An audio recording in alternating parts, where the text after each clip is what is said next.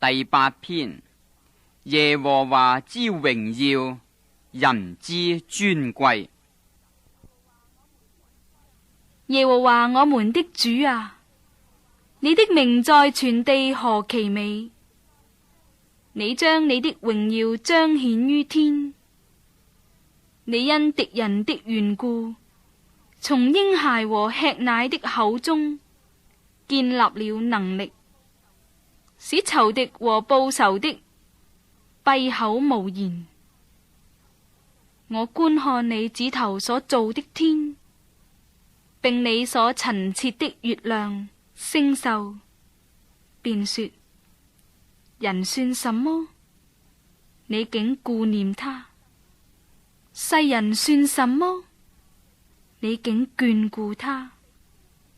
你叫他比天使微小一點，並賜他榮耀尊貴為冠冕。你派他管理你手所造的，使萬物，就是一切的羊牛、田野的獸、空中的鳥、海裏的魚，凡經行海道的，都伏在他的腳下。